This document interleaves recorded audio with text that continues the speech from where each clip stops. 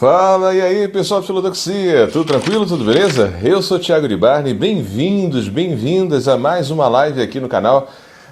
Vou falar mais uma vez aqui com o sócio já do Filodoxia, Kim Abreu. A gente vai falar sobre a questão, ou sobre as questões da consciência mítica dentro do nosso contexto político e social, no nosso contexto pandêmico. Seja bem-vindo, seja bem-vinda.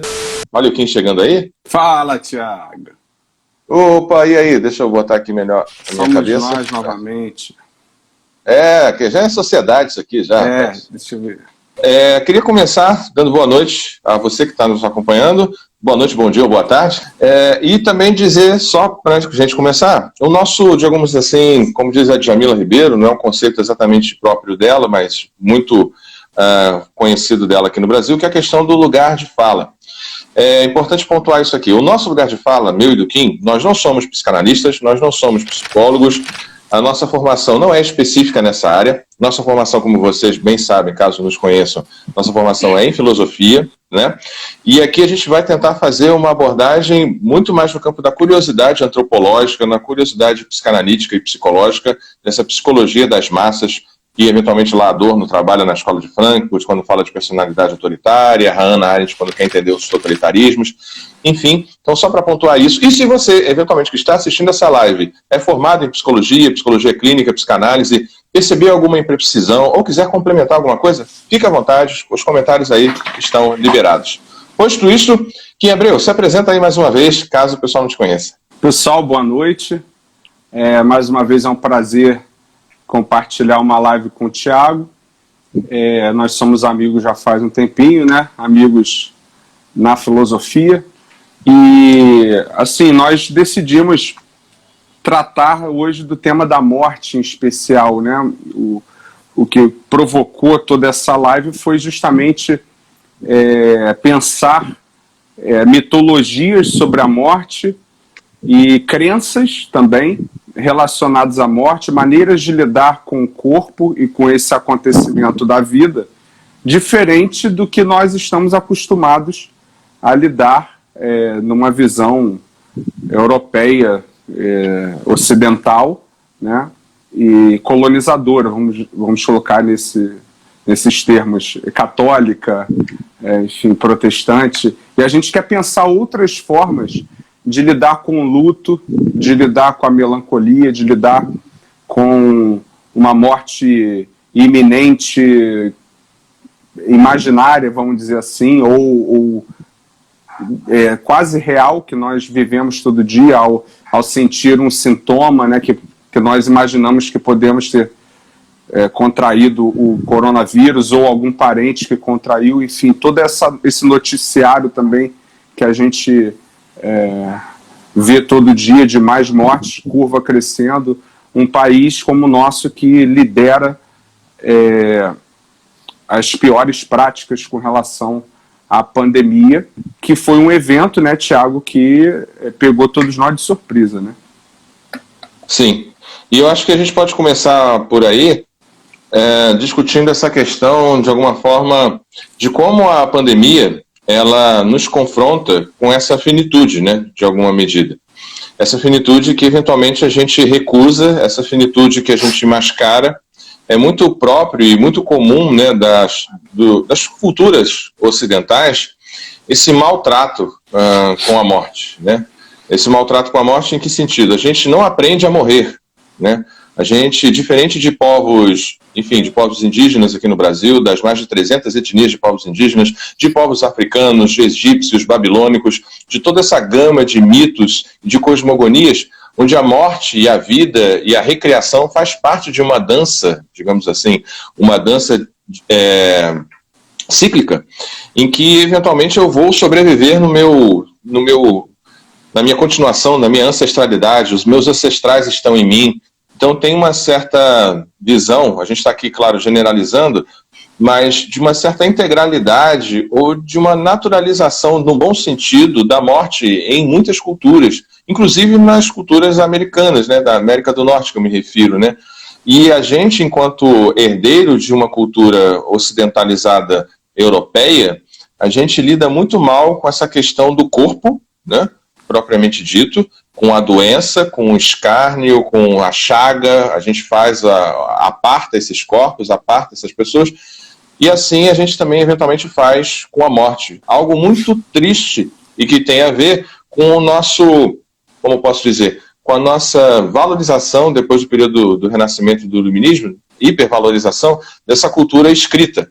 Em culturas em que a oralidade ela é muito mais forte, viva e pujante, quando morre um indivíduo idoso, há um pesar muito grande, né? Aquela famosa frase de senso comum, mas que é muito eloquente, né? Quando morre um idoso, morre uma biblioteca.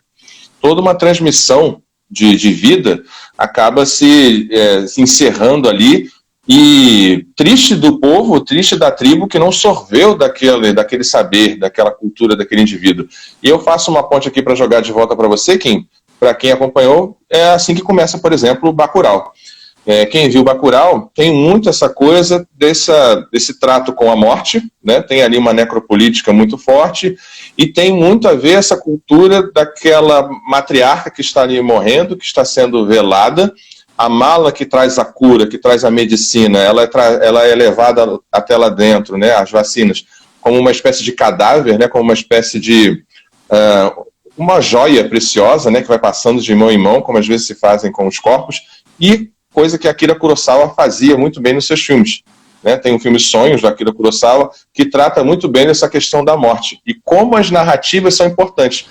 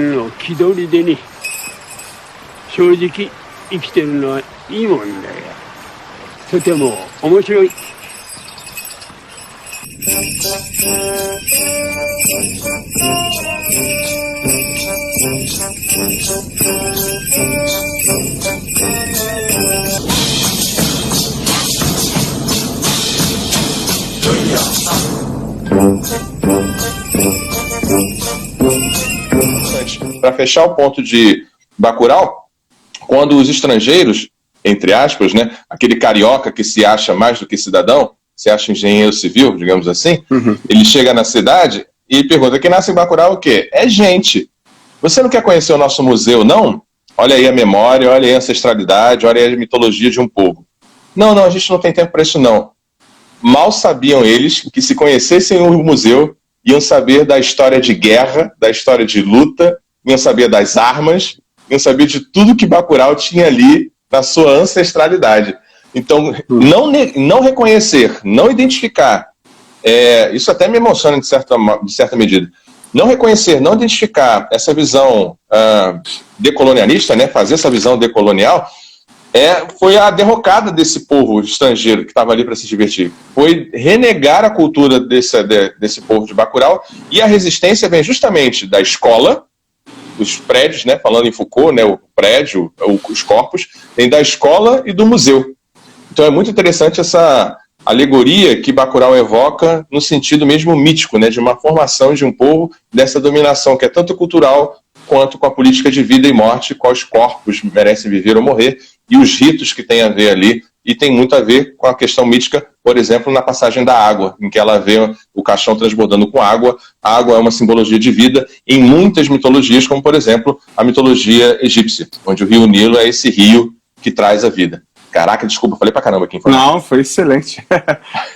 Eu queria trazer também a questão dos bebês Yanomamis, que eles foram internados no hospital com pneumonia, né? E acabaram contraindo a Covid lá. E morreram. Só que o que acontece? No protocolo, né, você pega esse corpo infectado e leva direto para enterrar. E a família desses bebês Yanomamis não sabia onde estavam os corpos, não foi avisada de nada. Quer dizer, um completo desrespeito, porque essa tribo Yanomami, ela costuma cremar os corpos, né? E muitas vezes os rituais é misturar as cinzas no mingau e comer, né? O que vai corroborar a crítica que você fez, né, a esse indivíduo ocidental que se acha mais do que os outros e, pior ainda, se identifica com a sua profissão. Quer dizer, acha que ele, por ser engenheiro civil, é mais do que alguém, né? Então, nessa cosmovisão indígena, né, em que o rio é tratado, um rio assoreado, não é um rio com lama, né, é um corpo, quer dizer, o rio é um corpo que está sendo deteriorado, morto, e o índio fica em luto por conta do rio, né? É uma outra cosmovisão. O que aconteceu com esses bebês Yanomamis, né? Eles foram enterrados e uma repórter teve que investigar isso, e para achar os corpos tinha todo um protocolo que só o coveiro sabia, porque imagina o que é achar, né, o túmulo, que não dá nem para se chamar de túmulo, a cova desses bebês, que não tinham identificação nenhuma, né? Eles cavaram uma vala, enterraram os corpos, só o coveiro detinha o saber, né, falando em Foucault, de entender aquele espaço, e ela conseguiu, com muita luta, né, descobrir os corpos. Então, isso é o assunto que está na pauta agora, quer dizer, e foi o que despertou também a nossa live, aquele vídeo com Ailton Krenak, né, justamente... Com a Lilian Schwartzman, né? Justamente ele mostrando que a visão ocidental é completamente desrespeitosa com os índios, né? E ele fala também naquele documentário Guerras do Brasil, da Netflix, né? Ele fala que até hoje nós estamos em guerra e nós nunca deixamos de estar em guerra, o povo branco com o povo indígena, passando pela questão da borracha, enfim, até hoje, com essa política assassina do Bolsonaro e do desministro do meio ambiente, né? Enfim, então eu acho que essa questão do rito fúnebre, dos rituais fúnebres, foi perdida na nossa sociedade. Se você olhar para, por exemplo, nossos avós, bisavós, eles velavam o corpo em casa, né?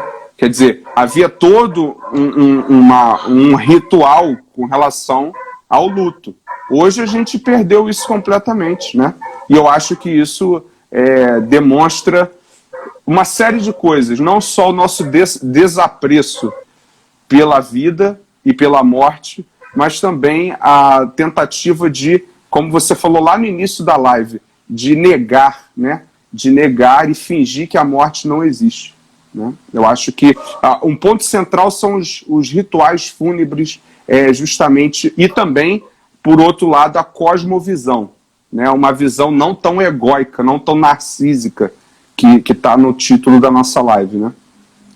Eu queria retomar, então, pegar um ponto que, assim, a gente vai tentar, na medida do possível, falando com você que está nos acompanhando, fazer uma abordagem mítica, enfim, que não seja muito colonial, né? Não ficar muito na mitologia nórdica ou na mitologia grega, mas também é impossível negar a influência dessas duas mitologias, né? A nórdica, a grega e, eventualmente, até a romana. Mas eu queria pontuar, assim, por exemplo, com um Freud, no Mal-Estar da Civilização, ele fala justamente desse ego, desse narciso, desse homem europeu, né? Que é umbiguista, né? Que olha para si mesmo. Ele fala desses três grandes golpes, né? O golpe biológico, o golpe cosmológico e o golpe psicológico. A lembrar, o golpe cosmológico é dado por Copérnico, quando ele tira a Terra do centro do universo, muda o modelo ptolomaico, ou pelo menos coloca ele em xeque. Depois vem Darwin com a questão da biologia, de nós sermos apenas um bicho, um acaso, enfim, nós não somos seres especiais da criação divina.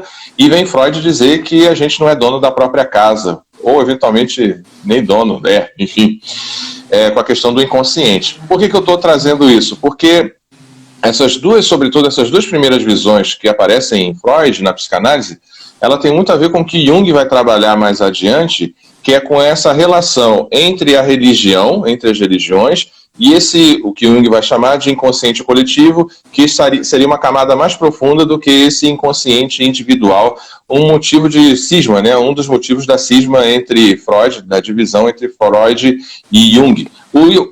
A cisma principal foi por conta da questão da libido, né? Enquanto pulsão sexual, energia sexual em Freud, e Jung entende como uma energia de mais amplo espectro. Mas eu queria pontuar essa questão em Freud, desse mal-estar da civilização, porque diz muito de como a gente lida e como a gente se constrói enquanto indivíduos, enquanto sociedade, porque esse golpe biológico e esse golpe cosmológico diz muito da influência das religiões, sobretudo dos monoteísmos, e a gente está falando de uma cosmovisão judaico-cristã, que, de alguma forma, quer se identificar ou quer se filiar o ser humano, o indivíduo humano, com esse Deus, que é um Deus masculino, né? Isso aí já é um ponto bastante questionável para várias mitologias, onde você tem mitologias babilônicas e várias outras mitologias onde Deus é feminino e masculino ao mesmo tempo, quando não feminino em grande medida, né? E aí surge a ideia dessa mulher como uma mulher na mitologia cristã, a Eva, como aquela que é portadora da traição, digamos assim, do ardil. Jung vai falar um pouco disso, uma visão bastante misógina, na minha perspectiva anacrônica, né? Uhum. Mas é importante pensar essa questão, como a gente se forma enquanto indivíduo, dentro desse que Jung chamaria de inconsciente, mítico, religioso, e a ciência, ao abalar essa perspectiva de que não somos o centro do universo, e de que nós não somos uma criatura especial de Deus, isso impacta em como nós lidamos com o outro, com o mundo e consigo mesmo. E isso tem reverberações, por exemplo, na ideia positivista. Não estou aqui demonizando o positivismo, mas, por exemplo, que o Kim estava falando anteriormente, eu devolvo para o Kim, com relação a se utilizar da criação como uma benesse, como um presente de Deus, que está lá no Gênesis, né, da cultura judaico-cristã. Eis aí a natureza, nomeia. E a gente pode até pegar Jung, pegar Lacan com essa coisa do nome, do simbólico, né, dos símbolos, essa ideia de dar nome ao mesmo tempo que você dá nome para a coisa passa a existir duplamente, né, enquanto objeto material e objeto da minha consciência. Então essa função de Adão e Eva de dar nome, de alguma forma, diz que nessa perspectiva judaico-cristã, a natureza está para nos servir. Isso é um problema gravíssimo em questões cosmogônicas, que na maioria das religiões, na maioria das visões míticas, não é assim. Nós temos uma visão que nos descola dessa natureza, nós não nos entendemos como bicho, nem como natureza, tratamos a natureza como um ente externo que deve ser domado, que deve ser adestrado. Isso influencia eventualmente em tratar o outro assim, porque aí o negro é visto como um ser selvagem da natureza, ou o indígena, e se é que existe essa coisa de indígena e negro, tá? A gente poderia problematizar isso, essas categorias. Mas enfim, é importante pensar como o Jung de alguma forma parece acertar nessa perspectiva, de que existe uma narrativa religiosa, uma narrativa mítica, que baseia nossas ações no mundo, enquanto indivíduos subjetivos, coletividade, e ao mesmo tempo produção de conhecimento e de riqueza. Eu vejo assim, pegando o gancho da religião judaico-cristã, né, é uma coisa interessante. Os rituais também eram presentes. Se você lê o Antigo Testamento, você vai ver o aspergir do sangue, né? A matança de certos bichos, né? E você tem uma relação com o pós-mortem. Ou seja, você morre e você tem que enterrar o corpo, né? Então, há uma ligação, porque a gente associa muito as religiões judaico-cristãs com a alma. Mas o corpo é algo importante para a religião judaico-cristã, né? Tanto é que ele vai ser um corpo que vai ressurgir. O corpo de Jesus, ele voltou com as mesmas chagas, né? Justamente o corpo glorificado na ressurreição. Então, justamente na visão apocalíptica, quando Jesus retornar, esse corpo tem que estar lá. Então só que o que acontece? Como é que é o ritual hoje? Né? Eu estou lembrando aqui das 2 vezes que eu fui enterrar pessoas, né? Parentes. Então, quer dizer, você vai lá, coloca o corpo numa saleta, né? Coloca umas flores atrás, você antes vai lá e escolhe o caixão, aí você vê um caixão de papelão, né? Quer dizer, você já leva um choque ali de realidade, né? Financeira. Então, quem tem mais dinheiro vai ter mais condições de ter um ritual melhor. E, de vez em quando, alguns grupos evangélicos aparecem oferecendo uma oração para quem não tem ninguém ali, né? E você vai, não tem música nenhuma, você vai, enterra o corpo, o coveiro fica olhando para sua cara, tipo assim, vamos logo, acabou, né? Agora já deu. Né? E aí você enterra e vai embora. Então, eu acho que a nossa relação com a morte, ela é escamoteada, vamos dizer assim. E a pandemia coloca isso à tona na premência de morte.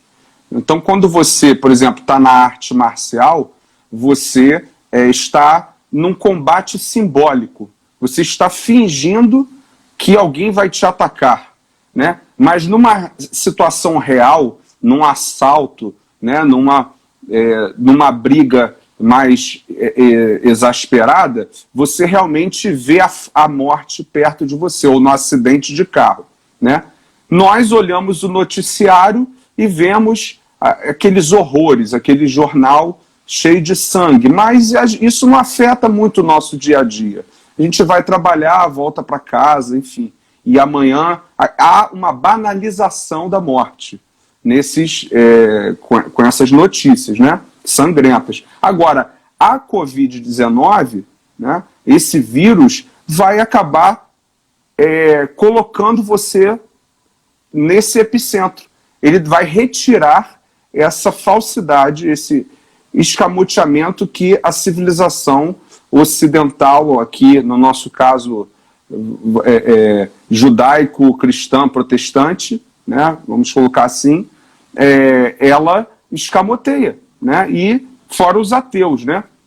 Então, a questão eu acho que é essa, Thiago, central. Como que a gente, na pandemia, teve que olhar na premência de morte e como que nós ficamos melancólicos com relação a isso. Como isso nos afetou de tal maneira que feriu o nosso narciso, feriu o nosso ego. O nosso ego que já é ferido, já é uma ferida aberta, já é uma cisão entre os interesses a libido que é direcionada aos meus interesses e a libido que eu direciono a um objeto, pode ser uma pessoa, né? E aí eu partilho isso e tento achar um equilíbrio aí, um pouco de egoísmo é fundamental, né? Mas no processo melancólico a grande diferença com relação ao luto é justamente o empobrecimento do eu, da visão de si mesmo. No luto você não tem isso, porque você tem um objeto bem definido que você perdeu e o normal é você, aquilo passado, não é nem patológico, o luto não é nem patológico.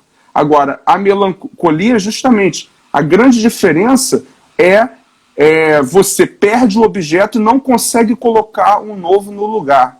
É um desespero completo e você começa a fazer autoacusações, autorrecriminações, uma revolta contra si mesmo e há um empobrecimento do eu.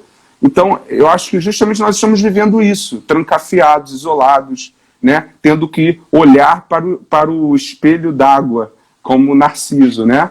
E a gente está um pouco como ele, estático, sem reação, não com a nossa beleza, né? Mas com a nossa feiura. Perfeito. Eu queria pontuar já a partir daí, pegar esse gancho do Narciso, que a ideia de Narciso, para mim, ela parece uma ideia que, só atualizando aqui, enquanto essa live está sendo gravada, foi no dia 9, né, 9 de julho, os números aqui da Covid, né, são 69.184 casos confirmados aqui no Brasil. A gente deve passar aí facilmente de 80 mil e de casos confirmados, esse número é de morte, tá? 69.184 mortes. E 1.755 casos. fora as subnotificações. Pegando no ponto do Narciso, né, para mim fica uma coisa interessante que é o seguinte, voltando a Jung, ao inconsciente coletivo, e pegando um pouco de Freud, né, essa questão do narcisismo em Freud. Me parece assim, pensando nessa ferida narcísica da sociedade ou da humanidade, e claro que Freud está tratando sociedade e humanidade como um homem europeu, né, ali do século XX, mas quando a gente fala quando é que a gente vai voltar ao que era antes, o novo normal, isso me parece muito uma questão narcísica. Eu enquanto sociedade, né, e aí a gente vai falar, claro, aqui do nosso recorte, né, do nosso lugar, Brasil, etc, etc., mas nós, enquanto sociedade, eu acho que isso também de escala global, a gente criou uma autoimagem, muitas vezes autoindulgente de si mesmo, né, como centro financeiro, como centro acadêmico do mundo, dependendo dos lugares aí no mundo, e a gente criou uma autoimagem de si e que a pandemia colocou em xeque se essa imagem ela era um espelho, se ela era um filete d'água, se era só uma projeção, se era só um auto-engano ali. Com essa ideia de novo normal, de voltar ao que era antes, a Covid, a pandemia, de alguma forma ela confronta esse narciso, sobretudo desses grandes centros, né, dos Estados Unidos, da União Europeia e etc., confronta esse grande narciso e mostrando que, de alguma forma, esse eu sequer existiu algum dia.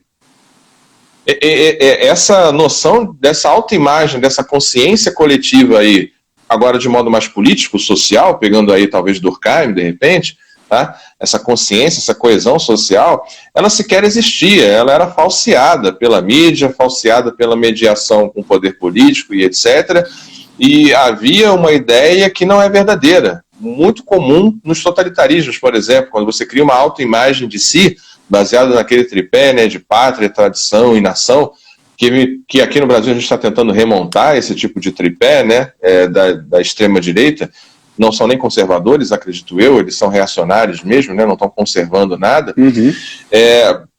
Essa questão do narciso, ela parece muito cara para mim, tá? No seguinte sentido também, no sentido subjetivo, dessa consciência individual. E aí eu me explico, para não me estender muito na minha fala. Eu, Thiago, né, eu tenho uma identificação objetiva e subjetiva com as minhas funções, com a minha rotina. Né? Eu sempre gosto de lembrar da Elisa Lucinda, poetisa, artista, atriz brasileira, que tem um excelente monólogo, Para de Falar Mal da Rotina.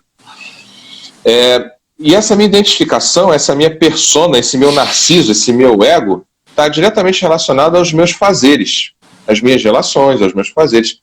E esse contexto pandêmico, esse contexto do isolamento, mostrou para mim, para todo mundo, que isso que eu acho que eu sou, ou essa persona que eu acho que eu sou, ou que eu construí, etc., se ela existe, ela é muito frágil. Né? Ela é muito frágil.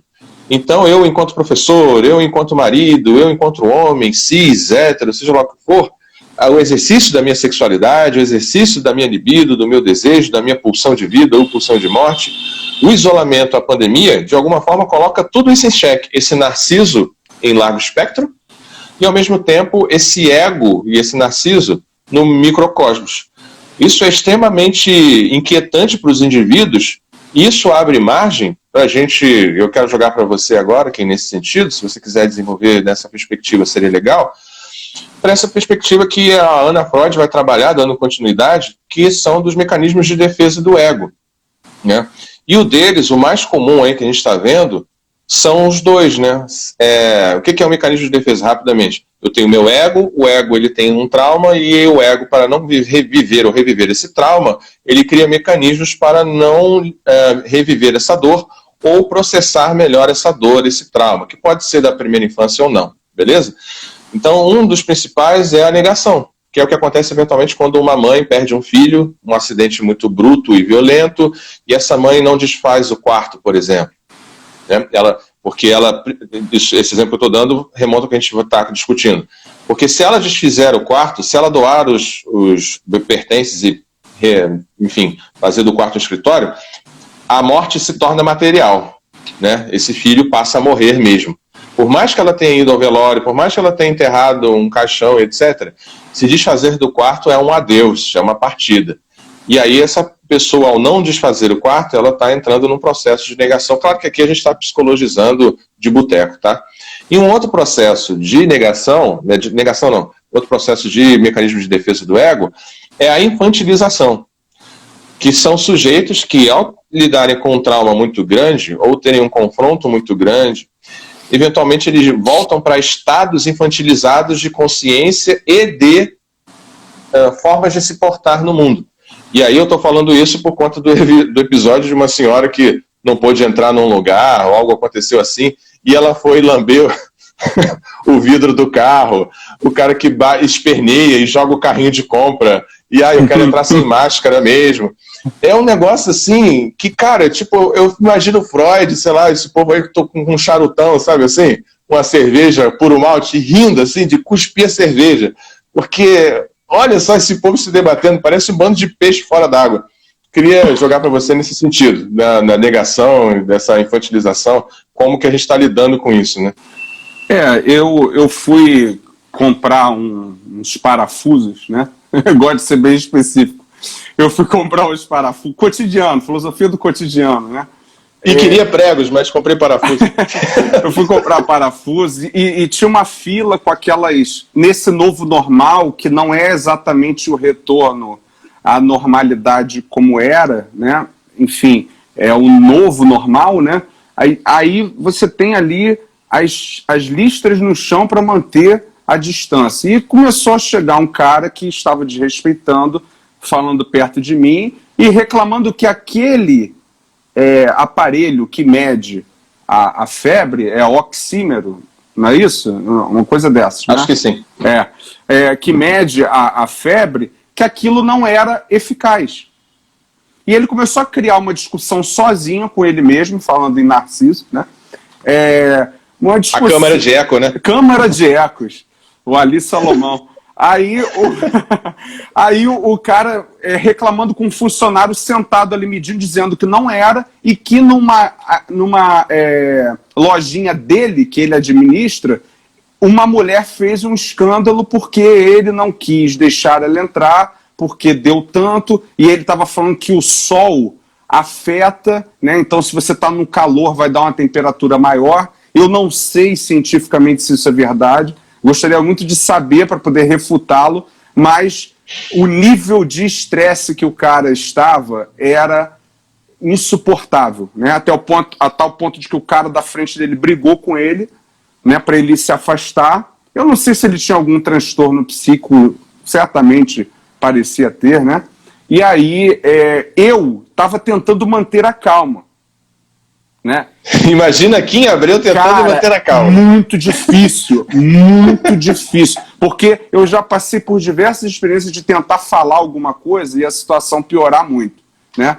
Então eu vi cada coisa, Thiago, no mercado, cada situação que realmente, assim, o brasileiro está revoltado, né? Entrando na melancolia. Eu acho que tem a questão do narcisismo, mas tem uma questão melancólica muito interessante, pouco abordada. Explica pra gente em que chave você está tratando o conceito de melancolia, para ficar um pouco mais claro para o pessoal que está ouvindo a gente. No texto Luto e Melancolia, de 1917, do Freud, ele puxa a partir do luto a sua concepção de melancolia, né? O luto, você perdeu um objeto, e o normal é você, ao ser confrontado com a realidade de que seu objeto não vai mais voltar nunca mais. Claro que isso demanda um tempo, varia de pessoa a pessoa, mas o normal é você voltar, né, à normalidade, aceitar esse fato, e não é nem considerado uma patologia ali, né? E a melancolia você perde o objeto, mas você não consegue colocar um novo no lugar, você entra num desespero, né? Você perdeu o quê? Você perdeu os seus amigos. Eu vejo as pessoas, você perdeu o contato com os amigos, né? Você às vezes perdeu um amigo mesmo, um parente, você perdeu aquela praia gostosa. Quer dizer, as pessoas estão desesperadas, porque elas não conseguem lidar com a melancolia, elas não conseguem fazer dessa melancolia algo como o Chopin, por exemplo, o Noturno do Chopin, que Chopin era extremamente melancólico, mas aí ele, a partir da arte, ele transforma isso no noturno, numa música. Então, nós estamos tentando, né, criar mecanismos para poder sobreviver em casa a isso. Agora, o que fica evidente no brasileiro, vide o Leblon, vide a aglomeração do Leblon, é o total desespero, o esvaziamento do eu completo, o eu verdadeiro, não é o espelhamento, o ideal, o ego ideal, a formação de um ego ideal. É o desespero total de não conseguir lidar com essa melancolia, essa pequeníssima melancolia, um país que não está acostumado à guerra, um país que não está acostumado a isso, entendeu? Se você pegar a China, o Japão, eles já utilizavam máscara, claro que por causa também do ar, né? Mas eles já cumprimentam à distância, quer dizer... Então, o brasileiro está doido para voltar, não ao novo normal, mas ao normal. Lá atrás, aquele. Ele está doido, ele não está nem aí. E para somar, porque ele não consegue lidar com a melancolia, com o esvaziamento do eu, que é a grande característica que diferencia o luto, segundo Freud. A grande característica é que na melancolia você tem um esvaziamento do eu, um empobrecimento. E aí você fica revoltado, ele fala isso. O exemplo claro de indivíduo melancólico, para mim, na literatura, é O Homem do Subsolo, do Dostoiévski. Quem não leu ainda, vale a pena. Lê, que ali está a descrição completa do homem melancólico de Freud. Né? Um indivíduo que não sabe de onde vem essa revolta, o ódio a si mesmo. E aí ele vai, Tiago, fazer o quê com esse empobrecimento do eu? Ou ele transforma isso em arte, ou ele transforma isso numa nova maneira de viver, ou ele vai querer voltar ao padrão anterior. Ou ele faz live. Que é uma maravilha. Para sublimar isso. Não. Sublimar. Isso é legal. A ideia de sublimação, né? Eu queria pontuar também, eu estou falando muito esse termo, né? Eu queria colocar uma questão assim, que não nos entenda mal você que está nos ouvindo, tá? Quando o Kim fala o brasileiro, a gente não está, de forma alguma, né, indo numa chave generalista, no sentido aí, sei lá, Nelson Rodriguiano ou Rodriguiano. Né? A gente está falando desse padrão que a gente está acostumado a problematizar, digamos assim. Deixa eu só fazer um ponto, Thiago.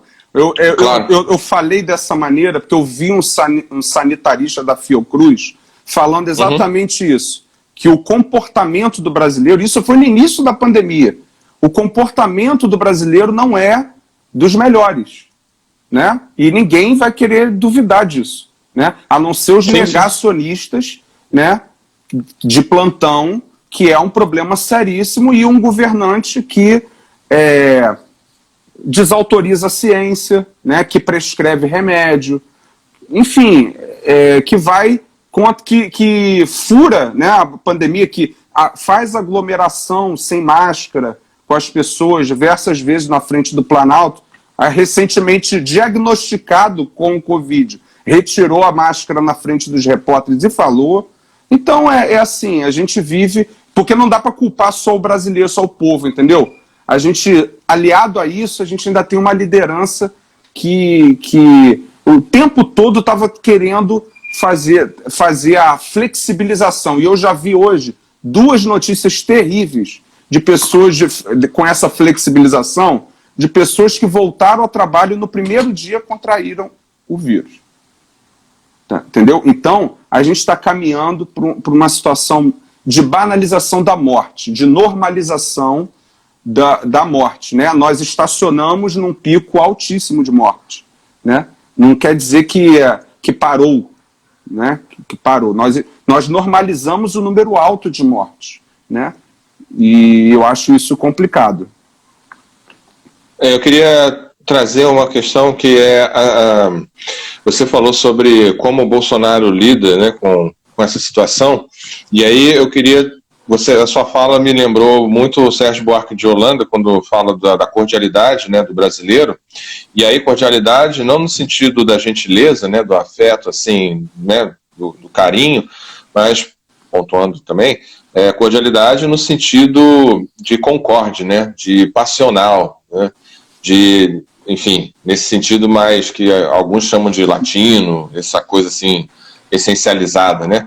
isso de alguma forma encontra eco, né, nesse nosso comportamento, claro, guardadas as devidas proporções entre mim e você, que está em casa, né, que está obedecendo aí o isolamento e tudo mais, mas de modo geral tem essa coisa de querer impor a nossa vontade. Isso é normal, isso é natural. O problema é quando isso tem a ver com outras questões, com questões outras, que aí remontam à negação que eu falei, à infantilização e etc. E aí eu queria pegar esse ponto que o Kim colocou, falando sobre a liderança, né? O Jung vai falar de alguns alguns arquétipos, né? Que são esses modelos, que, de alguma forma, que todos nós teríamos no nosso inconsciente coletivo, que aparecem em obras do cinema, das artes, né? Como o velho sábio, o Yoda, esse, por exemplo, o arquétipo do velho sábio, tem um monte aí, o mestre Shun, né? O mestre Shun? Não, o mestre Shun não. Enfim, Cavaleiro do Zodíaco, esqueci o nome do mestre, é o Shun, que é o discípulo do Cavaleiro de Dragão, o mestre, eu não esqueci o nome dele agora, mas enfim, é o velho sábio, a musa, a Madonna, né, e tem a questão que eu acho que é interessante aí, que é essa coisa do herói, que ele se contrapõe a Freud, né, nessa chave de interpretação do complexo de Édipo, né, esse Édipo, esse herói. E aí eu queria puxar, claro, fazendo uma análise da minha visão aqui, essa coisa do herói e o self, que o Jung vai trabalhar, mas focando no herói, eu queria pontuar e focar nessa ideia de mito, nessa ideia do herói, né, daquele que vem para salvar, né. É muito curioso, interessante da gente pensar esse lugar em que o Bolsonaro se coloca ou foi colocado, né. Acho que tem uma coisa muito interessante, eu quero pontuar e marcar duas questões, que são, primeiro, essa noção de mito, né? Dizem até que mito é porque ele tinha as pernas finas, né? Minha esposa que disse isso outro dia para mim, aliás, Andréia, beijo, acho que você está aí acompanhando. Palmito, então o mito, não sei se veio daí ou não fiz a genealogia do palmito, do mito. E uma outra questão que eu acho que, de alguma forma, usando uma visão hegeliana, né, Hegel vai dizer que tudo é uma manifestação desse espírito absoluto, desse Geist, e os momentos históricos, de alguma forma, mesmo esse momento de negação, nesse momento de antítese, de diminuição da potência, digamos assim, da humanidade, é um momento que guarda em si a sua contradição e tem chaves para a sua resposta dentro dele mesmo. Então, mesmo no momento de fascismo, totalitarismo, de recrudescimento de direitos, você tem ali a sua antítese, nascendo ali, você tem respostas. Por que eu estou chamando essa chave interpretativa de Hegel? Para poder falar que, eventualmente, o bolsonarismo, né, e o próprio Bolsonaro, enquanto fenômeno político e sociológico, antropológico, talvez, romantizando, não sei, tentando achar um lado bom nisso, coloca em xeque e nos confronta com esse homem cordial do Sérgio Buarque de Holanda, com esse Brasil que a gente eventualmente negou o que é. A gente estava eventualmente em negação, achando que a gente era o povo do samba, do futebol, que a gente era gente boa, que a gente ia no churrasco um com o outro, que a gente é bacana. Não, mano. O bolsonarismo não é a causa, ele é um sintoma, nessa minha visão. E ao eleger, ao materializar, né, o nosso desejo, essa nossa pulsão, esse nosso tânatos, né, esse nosso desejo de morte, esse nosso desejo de, enfim, de afirmação do absurdo, né? Não no absurdo sartreano ou de Camus, mas enfim, desse absurdo. De alguma forma, é interessante, a gente pode usar o bolsonarismo e Bolsonaro como chave psicológica para fazer uma espécie de tratamento da psique brasileira. Eu acho que é uma oportunidade única que a gente pode ter, né, nesse sentido, de que o Bolsonaro e o bolsonarismo é esse espelho do Narciso que nos mostra feio. Uhum. Né? Então, ao olhar para ele, ao ouvir esse discurso, eu falei, puta que o pariu, sou eu. É o meu pai, é o meu avô, é o meu tio, é a minha mãe. Eita porra! Né? Então, tem uma possibilidade terapêutica aí que eu acho bastante relevante, bastante interessante. E a outra questão, como eu falei do mito, né? É entender esse lugar que ele se coloca, ou que colocaram ele como mito. Mito enquanto aquilo que é uma narrativa fantástica, uma narrativa descolada da realidade, uma narrativa que tem a ideia desse herói que vem trazer a verdade. É por isso que ele usa a passagem de João 23, né? Eis que conhecereis a verdade e ela vos libertará. Ele se coloca nesse lugar da verdade.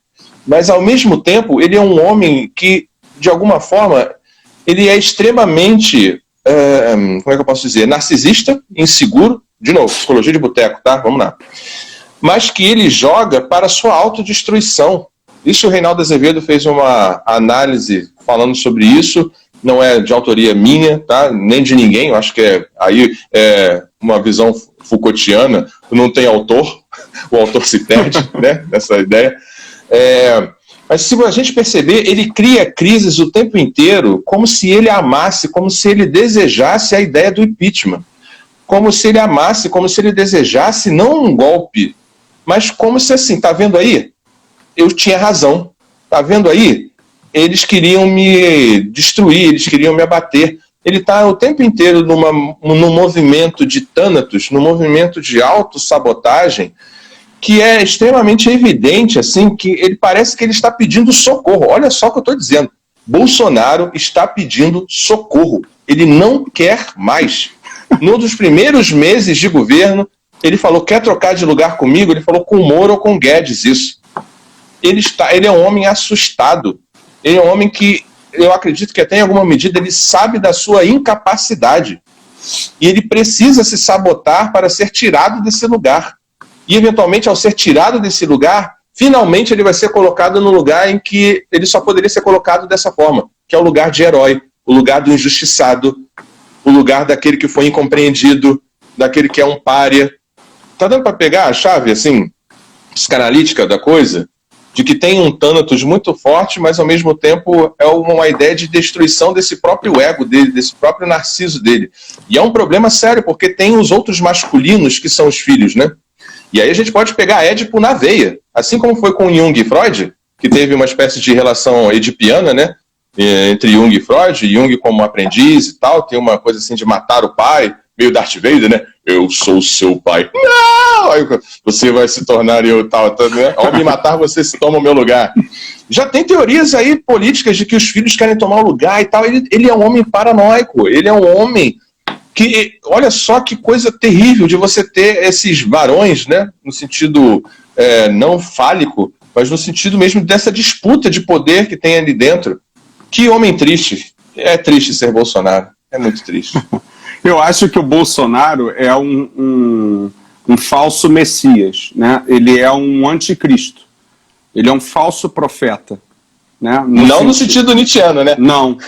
No sentido de prometer uma coisa falsa, de se afirmar como um cristão, mas ele não é nada disso, né? E como você falou muito bem, ele é um sujeito inseguro que se afirma a partir da força, da arma, né, e do exército ao seu lado. Eu acho que ele foi... Mas é um falo, desculpa te interromper, perdão, mas é um falo que ele não tem. Exatamente. É um falo que ele e os filhos não têm. Precisa estar com a pistola mostrando, precisa estar com um fuzil. É um falo que eles não têm. É nesse sentido que eu estou falando. E aí ele se cerca de generais e ele ameaça a República com golpes, né? Com um golpe de Estado, que ele já falou numa entrevista, para quem quiser olhar no YouTube, quando ele era deputado, acho que era de 99 a entrevista, ele fala que as coisas não vão se resolver pelo voto no Brasil, elas só vão se resolver quando partir para uma guerra civil e matar, fazer um trabalho que a ditadura... 30 mil, né? Não, é o número Era mais? Era o número da Covid. E eu achei que na entrevista era 30 mil, depois a gente vê no YouTube, eu achei que ele falou 30 mil ali, já passou. 30 mil, isso, 30 mil, exatamente. Aí, já passou, a gente já passou 30 mil? 65, 67 já. Então, por que eu estou dizendo isso? Porque ele foi um fantoche colocado pelo antipetismo. Não foi antipetismo, não foi, que eu quero dizer o seguinte, ele não é um instrumento criado pelo povo, entendeu? Só isso. Claro que tem uma medida, mas ele é um falso profeta. Ele enganou o povo, entendeu? E o povo foi enganado, foi grande parte com ele. Mas muita gente votou nele para não votar no PT. E é isso que fez ele chegar lá. E ele é um fantoche do mercado financeiro, que ele cumpre a agenda, que é o único que está lá firme, o Paulo Guedes, né? quase todos já caíram ou estão por um triz, né? Mas o Paulo Guedes permanece firme. O problema é que a pandemia, que é justamente a fortuna do Maquiavel, né? Virtu e fortuna. Que você tem lá, quer dizer, ele poderia fazer tudo, ser um excelente governante, que ele tem uma incapacidade. Cara, o Brasil tinha tudo para. Mas ele dos últimos. A fortuna veio, o acaso, com essa pandemia. E o que acontece? Acabou com a agenda neoliberal do Paulo Guedes, do laissez-faire. Do mundo, né? Quase. Do mundo, exatamente. Por mais que ele negue, né? Que esperneia muito, igual uma criança. Não, infantilizado. Não. A perda do objeto, né? Ele perde. A perda do igual objeto. Que você tira aquela chupeta da criança, entendeu?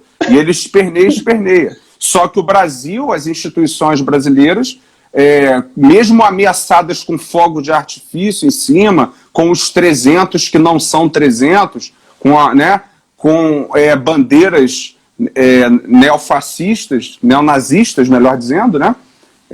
Nas manifestações, o que acontece, Tiago, é que houve uma recessão econômica. E junto com a recessão, como diz um autor, uma psicodeflação. Quer dizer, a nossa psique também, ao mesmo tempo, entrou nesse estado melancólico que é como eu estou querendo interpretar segundo Freud, entendeu? Então, a questão da recessão econômica acabou com a agenda neoliberal do individualismo, só que a pergunta que eu faço para todos, para você, é o seguinte: como nós vamos sair depois dessa pandemia? Mais solidários? Né? Ou como diz o Zizek, vamos ter um novo comunismo? Quer dizer, será que o capitalismo nem sequer se abalou em nada? Quer dizer, será que ele não vai ficar mais forte ainda depois disso? Entende? Eu acho que essa é a grande questão do debate.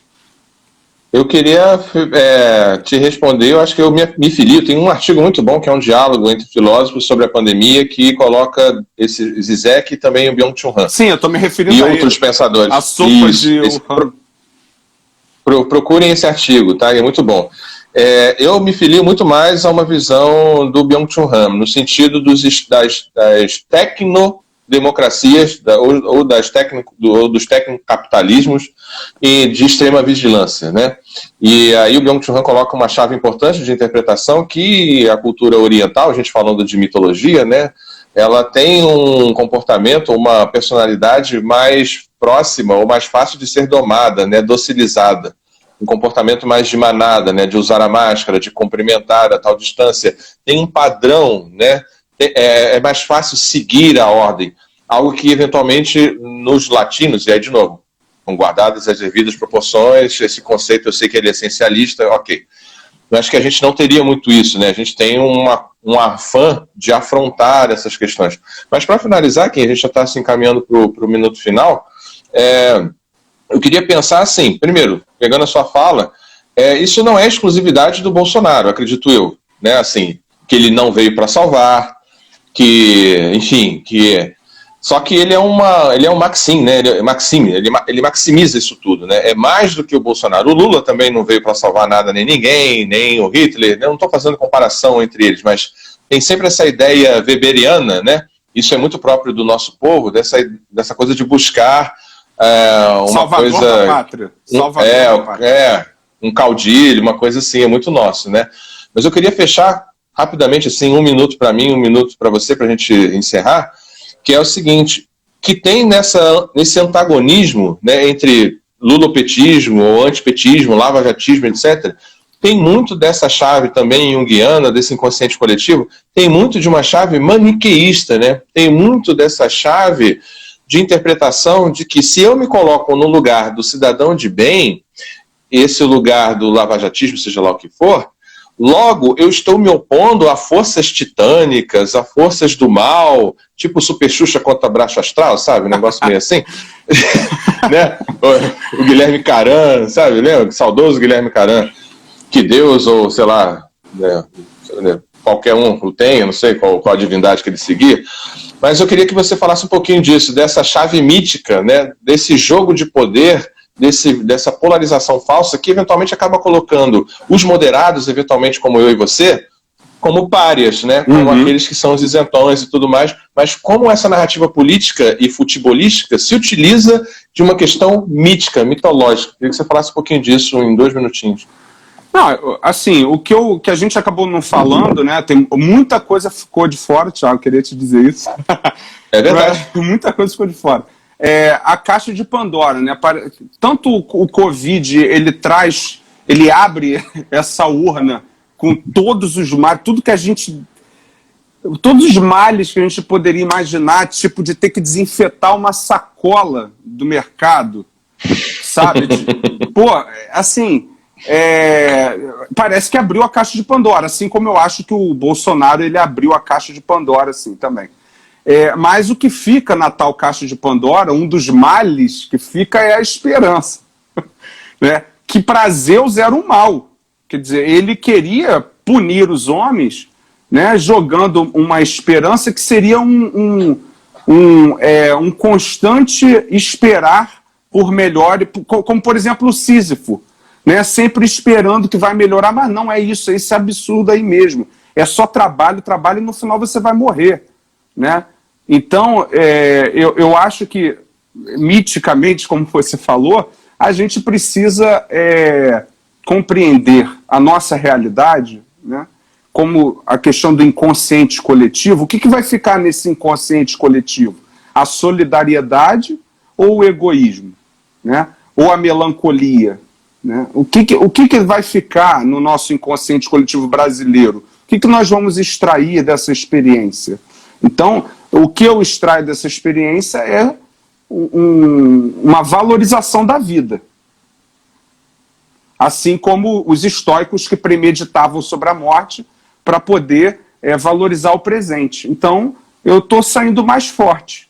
Então, assim, eu acho que, da mesma forma, a política brasileira vai sair mais forte dessa polarização, Thiago. Como Nietzsche dizia, né, para criar novos valores, os velhos precisam ser destruídos. E não é nem um pouco agradável isso. Botar o dedo na ferida, agravar as diferenças, mas a gente precisa resgatar a arte de dialogar de uma democracia, a arte de respeitar o contraditório, né? Por data vênia, né? Vossa Excelência permita-me discordar, né? A gente precisa ter mais isso para fugir dessa polarização odienta, né? De muitas paixões, ódios, idolatrias, né? Senão a gente precisa mais de Nietzsche, né? Precisa mais de Nietzsche, de crepúsculo dos ídolos, parar de idolatrar, cobrar prazo, meta, sabe? Cobrar experiência. Eu acho que, infelizmente, só coloca estagiário na República. Só gente que não tem. Eu queria contribuir assim, nesse fim para dizer assim, eu acho que numa visão, como a gente estava falando, junguiana, o inconsciente coletivo ele está dado, né? Tem uma coisa meio filogenética, né, para o Jung, né? A gente partilha, né? Eu não acredito que. Não acredito, não. Eu acho que não é possível transformá-lo. Ele está dado, mas eu acho que o que você quis dizer é o seguinte, e eu acho que na questão psicanalítica ou de terapia, porque assim, eu não posso pressupor o que você que está me ouvindo, ou quem faça ou mude. Eu posso mudar a mim mesmo, né? E eventualmente o maior processo de trauma, o maior processo de parto, o maior processo de dor é a mudança minha mesmo. E essa mudança minha é uma mudança de Heráclito, é uma mudança em Sêneca, é uma mudança em Nietzsche, que é a morte do eu. Porque essa morte do eu ela é cotidiana. E agora, a pandemia, o isolamento, fez com que você se desse conta de que você morreu. De que esse eu que você achava que existia, você recria todo dia porque você quer o seu cabelo, o jeito que você come, o nome que você se deu. A gente poderia até entrar num debate sobre identidade de gênero e tudo mais, mas o seu eu está posto, está morto, posto enquanto morto. E celebrar essas culturas, como a cultura mexicana, que celebra o Dia dos Mortos, mas no sentido de celebrar a vida. Sim. A caveira como símbolo de vida, não a caveira como símbolo de morte. Kim, eu queria agradecer muito a sua presença nessa live. O Zuckerberg já deu aqui o tempo aqui dele, esse desgraçado. Beijo no Demanto, Zuckerberg, para você. Beijo, valeu, essa live vai ficar disponível. Pessoal. Kim, se despeça aí, 5 segundinhos. Valeu, pessoal. Valeu, tchau. Abraço. Tchau, tchau. Valeu.